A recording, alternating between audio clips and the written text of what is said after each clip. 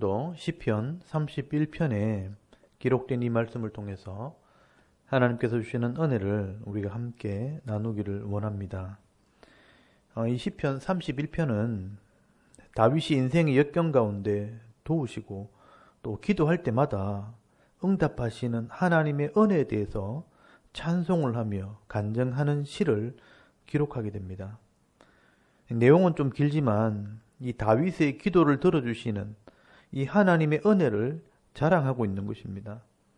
먼저 우리 1절부터 8절까지 말씀을 보시면 위급한 상황에서 도우시는 그 하나님에 대해서 기록을 하게 되는데요. 대부분의 학자들은 이 다윗이 그일라 사람들을 도와주고 도리어 그일라 사람들에게 고발당했을 때 이 시를 기록한 것이 아닌가 짐작을 하고 있습니다. 여러분 사무엘상 23장에 보시면 이 블레셋 사람들이 그일라 사람을 치려고 전쟁을 일으켰을 때 다윗도 지금 사울에게 쫓겨서 도망가기 바쁜데 하나님께서 그일라 사람들을 도와주라고 그렇게 말씀을 하십니다. 그래서 다윗은 이 하나님 말씀을 순종해서 블레셋 사람들을 물리치고요, 그일라 사람들을 구원하게 됩니다. 근데 얼마 있다가 이 그일라 사람들이 은혜를 갚지는 못할 망정 다윗이 숨어 있다고 사울에게 고발을 해버립니다. 그래서 사울이요, 다윗을 잡으려고 군사를 이끌고 다윗을 추격하게 되는데요. 이때 다윗이 하나님께 기도함으로 하나님께서 다윗을 도와주시고 또 안전한 곳으로 피할 수 있도록 은혜를 베푸셨다는 겁니다. 여러분 다윗은 이렇게 악을 행하기보다는 하나님 말씀에 순종을 하다가 악한 자들에게 어려움을 당했기 때문에 하나님께서는 항상 이 다윗의 기도를 들어주셨다는 것입니다. 그래서 여러분 1절부터 4절까지 말씀을 보시면요, 다윗이 울무에 걸렸다는 것을 먼저 이야기를 하게 됩니다. 1절에 보시면 여호와여 내가 주께 피하오니 나를 영원히 부끄럽게 하지 마시고 주의 공의로 나를 건지소서. 내게 귀를 기울여 속히 건지시고 내게 견고한 바위와 구원하는 산성이 되소서.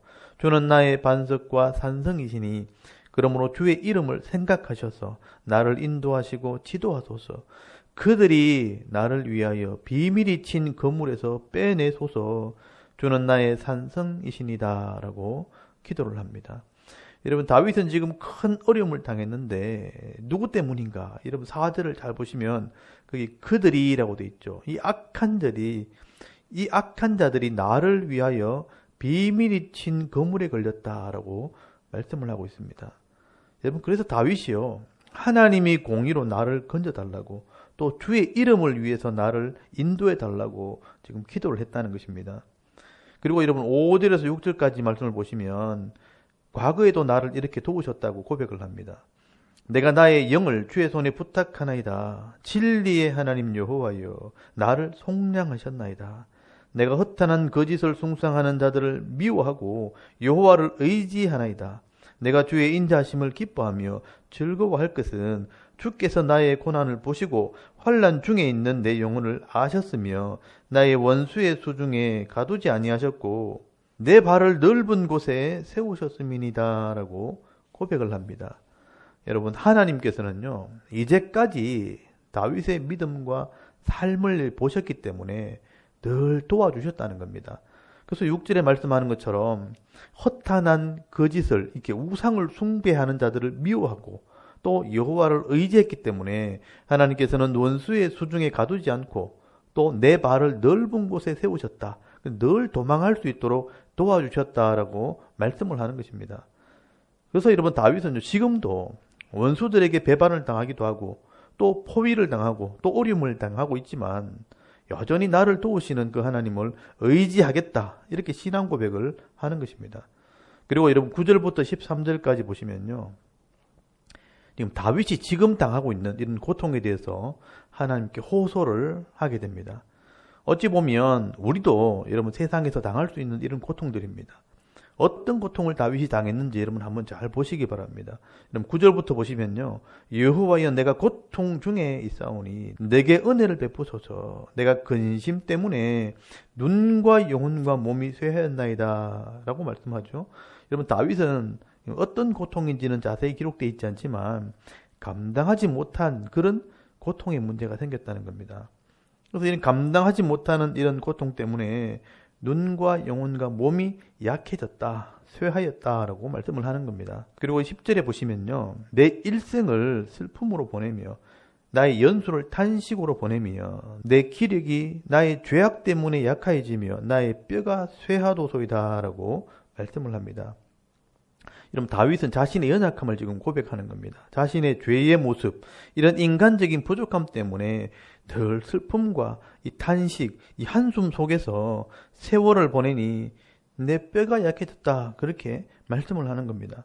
그리고 11절에는요, 대적들 때문에 고통을 당합니다. 내가 모든 대적들 때문에 욕을 당하고 내 이웃에게서는 심히 당하니 내 친구가 놀라고 길에서 보는 자가 나를 피하였나이다 라고 말씀을 합니다. 여러분, 다윗이 대적들과 이웃들에게 욕을 먹고 비난을 받으니까 친구들이나 사람들이요, 다윗을 도와주다가도 도리어 어려움 당할까봐 다윗을 피해 다닌다는 겁니다. 그리고 12절에는요, 내가 잊어버린 바 됨이 죽은 자를 마음에 두지 아니함 같고 깨진 그릇 같으니다 라고 말씀을 합니다. 사람들이요, 다윗을 죽은 자를 대하듯이 모른 척을 하다 보니까 사람들이 다윗을 기억하지 못하게 되었고요, 또 그 마음이 깨진 그릇처럼 아프게 되었다라고 말씀을 하는 겁니다. 그리고 13절에는요, 내가 무리의 비방을 들었으므로 사방이 두려움으로 감싸였나이다. 그들이 나를 치려고 함께 의논할 때에 내 생명을 빼앗기로 꾀하였나이다 라고 말씀을 합니다. 많은 사람들이요, 나쁜 소문을 이렇게 내서 비난을 하니까 다윗은 가는 곳마다 두려움이고요, 또 악한 자들은 다윗을 만나면 죽이려고 작정을 했다는 겁니다. 여러분, 이렇게 다윗은 가는 곳마다 이런 고통을 당하게 됩니다. 하나님의 기름 부음 받은 자로, 또 하나님 말씀대로 순종을 하고 어려운 사람들 도와준 것밖에 없는데 이런 고통을 당하게 된 것입니다. 여러분, 오늘 우리 성도들도 세상에 살다 보면요, 이런 고통을 당할 수 있다는 것을 여러분 알아야 됩니다.